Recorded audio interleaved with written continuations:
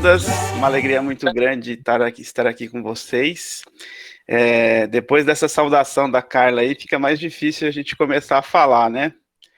Porque é um carinho muito grande que eu tenho por todos vocês.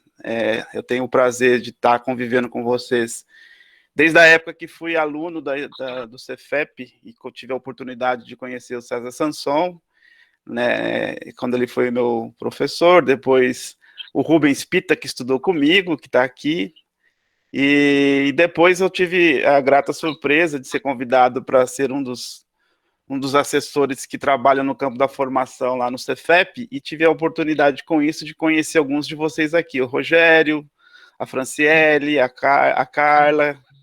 Então, algumas pessoas que já passaram pelo Cefep, eu tive a oportunidade de conhecer. Então, nesse trabalho que eu acabo desenvolvendo no Cefep, fruto também de um trabalho que eu desenvolvo aqui na minha região, tudo começou por aqui, né, claro. A gente tem uma escola de fé e política aqui em São José dos Campos, que é a minha diocese. Então, eu comecei aqui e depois acabei indo para o Cefep, conhecendo o restante do pessoal que eu já mencionei. E eu fui convidado para trabalhar no Cefep com esse tema, exatamente sobre esse tema, a formação da econômica, social, política e cultural do Brasil. E como eu sou um apaixonado por história, e talvez aqui entre vocês possa ter algum historiador também, vai entender um pouco do que eu vou colocar. O Rubens, tenho certeza, porque o Rubens é um professor da área. Se quiser me corrigir em alguma fala, tem toda a liberdade, Rubens.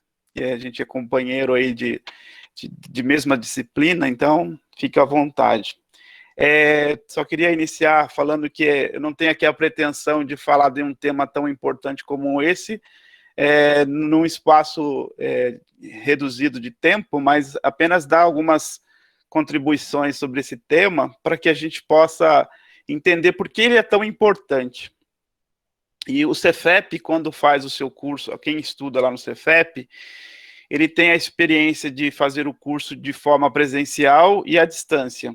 São duas formas de curso que acontece lá que o aluno ele é convidado a participar. Quando ele começa o ensino à distância, a primeira disciplina que ele começa é exatamente essa, formação econômica, cultural, social e política do Brasil. E eu que sou o professor dessa disciplina lá. Então, eu começo apresentando essa disciplina por uma razão muito simples. Quando a gente quer entender vários males que a gente tem em nossa sociedade atual, é muito comum a gente avaliar politicamente as nossas situações políticas, econômicas, sociais, a partir do tempo que a gente vê. Então, a gente tem capacidade muito maior de avaliar qualquer coisa pelo histórico de vida que a gente tem. Então, isso é muito natural. Então, do tempo de vida que a gente tem, a gente é capaz de falar daquilo que a gente viu. Porém, uma grande parte dos problemas que a gente experimenta no país não são advindos desse período que a gente tem. Uns têm mais, outros têm menos. Eu já tenho quase 48 anos de vida, e então eu teria 48 anos, um pouco menos de 48 anos de vida para falar, porque a minha infância eu não vou lembrar, né? Mas aí da adolescência para frente, talvez eu daria para falar um pouco da história do que eu vi do meu país, politicamente, economicamente, socialmente. Mas, como eu falei, vários elementos que são trazidos na nossa reflexão, eles não são apenas vamos falar aqui do que eu vi de 35 anos para cá. Eles, na verdade, têm uma origem, e é importante a gente entender essa origem, até para a gente começar a ter condições melhores de oferecer uma melhor análise sobre as situações que ocorrem hoje. E aí a gente está falando exatamente do nosso país, a gente poderia falar aqui de outros países em termos históricos que também influenciam na construção do Brasil, porque essa construção do Brasil ela não é apenas algo que aconteceu isolado, só no Brasil, não, ela teve interferências externas e são muitas. Então, falando um pouco aí dessa origem, nós temos uma realidade atual muito marcada, uma herança histórica muito marcada e que vão trazer alguns como origem alguns períodos muito importantes. Eu acho que todo mundo vai concordar comigo, que a gente sabe muito bem disso, que a gente tem como uma das origens um longo período escravagista no Brasil. O maior período, o país que teve a maior longevidade da experiência escravagista no Brasil. E essa herança escravagista, ela é uma herança que os especialistas entendem que ela faz parte da estrutura das relações sociais, políticas, econômicas e culturais do Brasil. O período escravagista vai determinar, durante toda a nossa história, exatamente essa situação.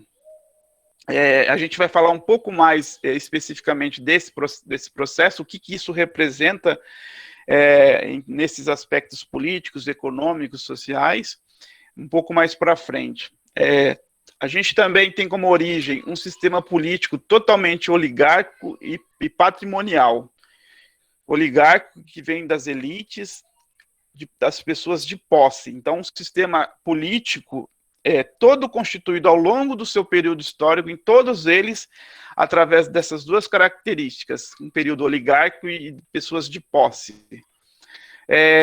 A gente pode também dizer que tem origem, quando a gente verifica o nosso sistema aqui, quando a gente olha, por exemplo, no campo da educação. Quando a gente vai avaliar o nosso processo de educação, quando ele nasce no Brasil, a gente vai perceber que ele nasce fruto de um sistema que era para poucos, extremamente elitista, para quem tinha condições principalmente de estudar fora, e para poucos e que tivesse posse.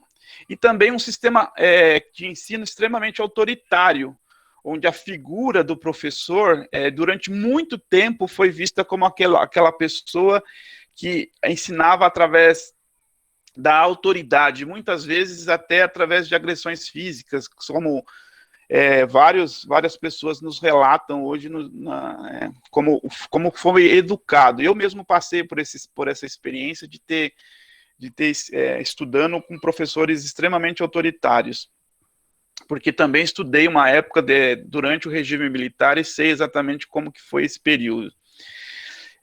Um sistema que a gente também teve como consequência a prevalência de privilégios. Então, a gente viu um privilégio dado para uma parte da sociedade que sempre usufruiu desse processo. Uma parte da sociedade que, além de ter esses privilégios, também foi muito complacente com a corrupção, por exemplo, que é um processo que vem de muito tempo e não é de agora. Até vai contra, inclusive, aquela frase que nunca o Brasil foi tão corrupto. O Brasil foi corrupto o tempo todo. A história da corrupção é uma coisa que a gente, olhando todo o nosso processo histórico, nós vamos perceber que ele existe e sempre com muita intensidade. Outra coisa que influencia demais nesse processo de formação da nossa sociedade são as nossas práticas religiosas. O modelo trazido de experiências religiosas, principalmente no campo do catolicismo, trazendo assim um modelo de igreja devocional, um modelo de igreja que tinha como prevalência a figura da hierarquia como um ser absoluto, e trazendo isso para as práticas religiosas, vão ajudar a formar boa parte hoje do que a gente percebe na nossa sociedade atual. Então, essas práticas religiosas, elas também influenciam nesse processo. Inclusive na relação com as demais religiões. Talvez o Jackson vai se aprofundar um pouco mais nisso, mas a própria questão da aceitação das outras religiões vai passar por essas práticas religiosas que desde o início da nossa noção de sociedade brasileira vai ter sempre a prevalência marcante da associação durante muitos anos do catolicismo com o Estado brasileiro. Então isso é uma coisa que tem origem, a gente precisa entender esse processo quando a gente está estudando a história dessa formação. E um outro elemento bastante importante quando a gente está falando sobre os males que a gente enfrenta hoje, vai no encontro de um sistema familiar do qual nós fomos constituídos. Esse sistema familiar foi constituído através de uma sociedade extremamente patriarcal, machista e racista. Essa é a base desse sistema familiar que foi se constituindo ao longo do tempo. Então, esses conceitos vão, de certa forma, moldar todos esses aspectos que eu fui colocando aqui. Em todo o período histórico, vai atuando na nossa sociedade, tanto no plano social, no plano político, no plano econômico, no plano cultural. Então, é daí que surge essa a grande base que a gente traz e que a gente precisa entender esse processo todo para a gente poder, através deste conhecimento, trazer, a gente ter condições melhores de analisar vários problemas que acontecem hoje na nossa sociedade. Então, esse é o primeiro ponto que eu gostaria de chamar a atenção. Uma outra coisa, quando a gente olha a história da formação brasileira, principalmente quando a gente quer olhar esse período, vai buscar, no caso, em toda a nossa literatura que a gente tem disponível, uma grande dificuldade que a gente vai encontrar, e que eu busquei aqui um trecho do Darcy Ribeiro, um importante antropólogo brasileiro, que ele vai falar que todas as falas que a gente tem sobre o nosso processo de formação, elas sempre estão endereçadas pelas falas dos invasores, ou seja, dos portugueses que aqui chegaram. Todos os relatos de como se deu a formação do nosso país é sempre pela voz dos invasores. Não foi dada, então, portanto, permitida a fala dos negros, dos indígenas, que aqui, no caso, já estavam e, portanto, a sua voz não foi ouvida. Então, qualquer relato histórico sempre ele tem um problema grave de interpretação real de como os fatos aconteceram, porque essa fala vem de quem construiu a fala e não daqueles que efetivamente viveram os problemas como eles de fato aconteceram. Então eu trouxe um pouco essa fala do Darcy Ribeiro para a gente entender quando a gente está estudando esse processo histórico. Uma outra questão, quando a gente olha a formação do nosso povo, da nossa estrutura social, a gente vai perceber que nossa formação étnica, quer dizer, aquilo como o povo brasileiro se formou, basicamente teve 3 forças que atuaram diretamente nessa formação. E Darcy Ribeiro também utiliza esse modelo quando ele vai falar desse processo. Ele vai falar de 3 forças, que ele chama de uma força ecológica, uma força econômica e uma força da imigração. Por que uma força ecológica? Porque à medida que o Brasil foi sendo habitado e foi sendo formado, a nossa realidade brasileira é uma realidade continental de diferentes aspectos. A gente falava isso aqui no início da nossa conversa, onde a gente falava um pouco, aqui está frio, aqui está calor. Então, a gente tem várias experiências e condições do nosso meio ambiente que forçaram as pessoas que aqui chegaram a se adaptar a essas condições, influenciadas pela questão ecológica. Então, o ser humano teve que adaptar, muitas vezes essa adaptação se deve através, inclusive, do extermínio do meio ambiente do qual ali a gente tinha como uma coisa natural. Outra forma bastante forte da atuação é a questão econômica, porque na questão econômica foram experimentadas várias formas de produção econômica no país. E uma delas que gostaria de destacar é também a formação econômica na própria questão da escravidão. Porque a escravidão no Brasil, ela precisa ser vista não só como um aspecto social, ela também precisa ser vista como um aspecto econômico. Por que eu estou falando isso?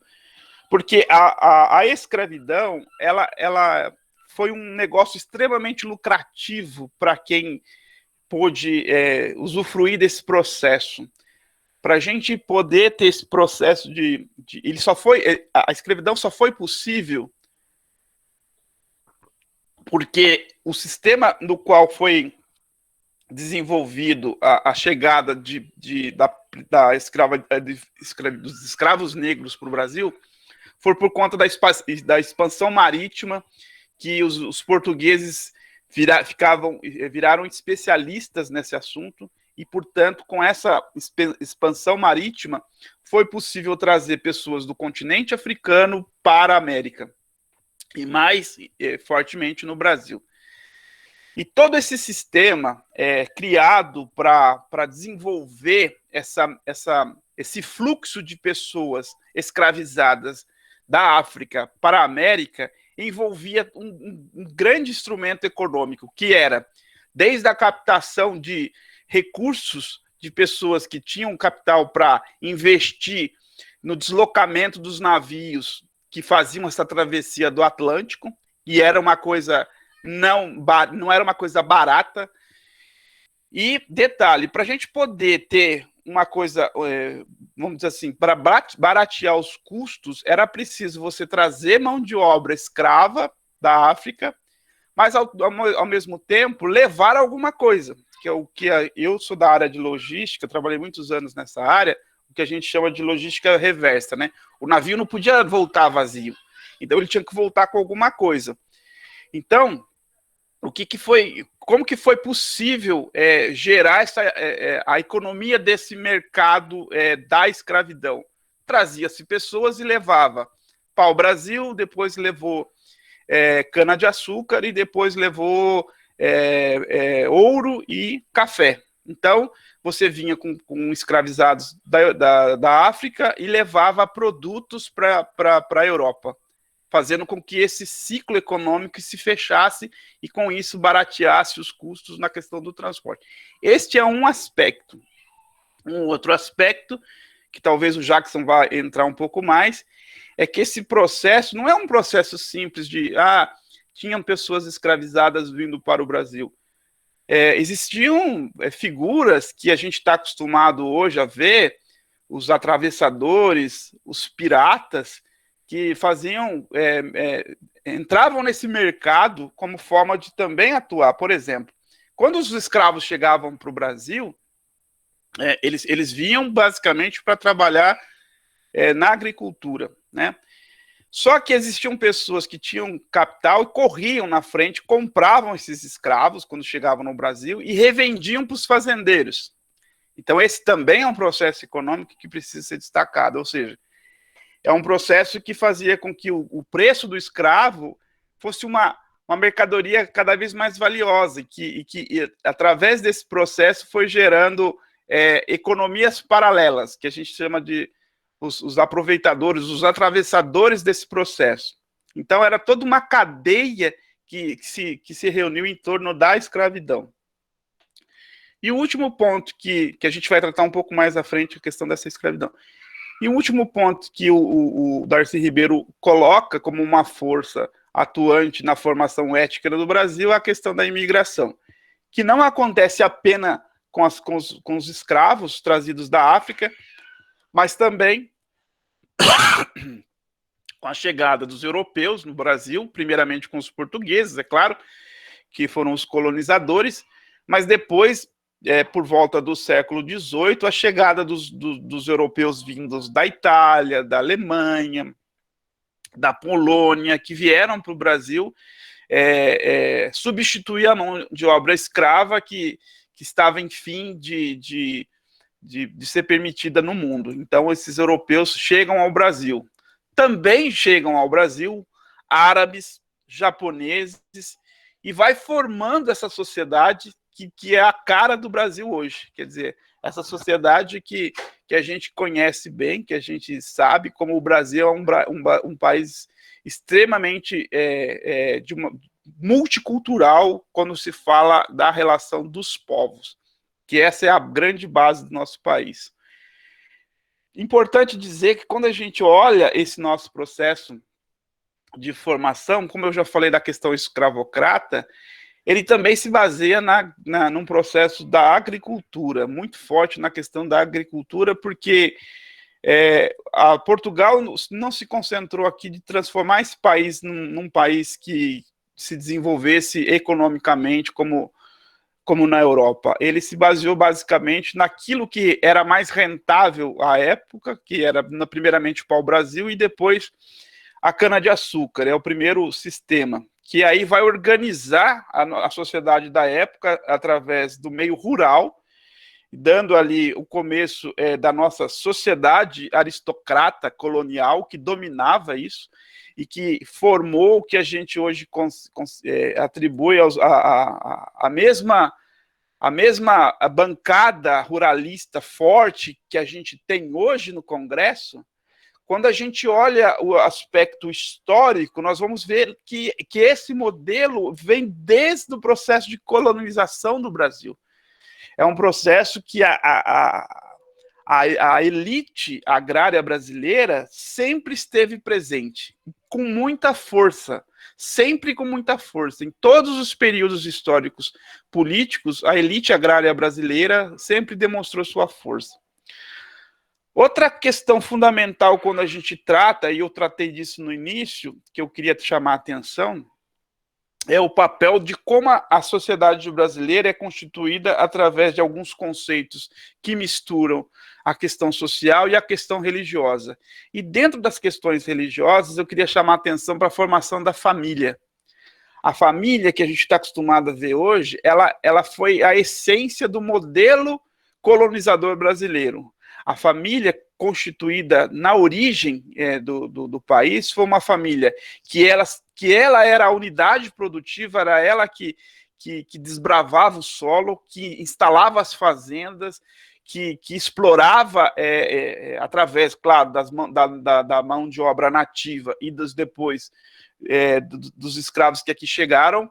Então, ela que constituiu o grande latifúndio brasileiro. Ela comprava escravos, comprava ferramentas, comprava gado, e ela vai se tornando, como eu falei, a força política que perpassa todos os períodos históricos do nosso país. E essa força política se tornou a aristocracia colonial mais forte na América, em toda a América. Bom, como que é formada essa família brasileira? Que a gente, quando olha a origem dela, não é o que a gente está acostumado com a família tradicional que a gente vê hoje. Por que eu estou falando isso? É claro que vieram para cá portugueses casados, já vindos de Portugal, mas isso era uma pequena parte. A maioria das famílias constituídas aqui foram formadas pela união de colonos que vieram para cá com as mulheres caboclas e por mulheres trazidas da Europa, de Portugal, as meninas órfãos que viviam nos conventos e também as mulheres que trabalhavam com atividade sexual, que vinham trazidas para cá para casarem com os colonos que aqui já estavam. Então, assim, e quem fazia esse processo? Isso que eu acho que é importante destacar. Quem trazia, que organizava essa vinda de pessoas para cá, era a igreja. Eram os famosos padres casamenteiros, que lucravam economicamente com isso, tá?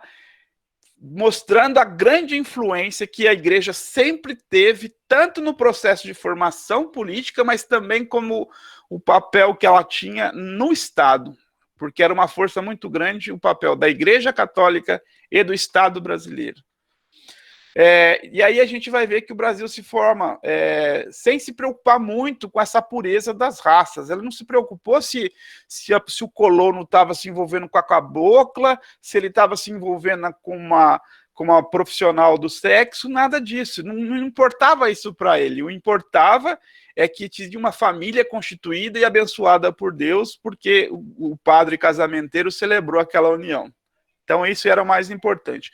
Uma outra preocupação que o Brasil também não teve é quem eram esses portugueses, quem que eram essas pessoas que eram vindas para cá. Não eram só pessoas portugueses de nascença, porque Portugal também teve um processo grande de influência na região da Ásia, e aí ela teve influência, por exemplo, de pessoas que não tinham como religião a religião católica ou a religião cristã.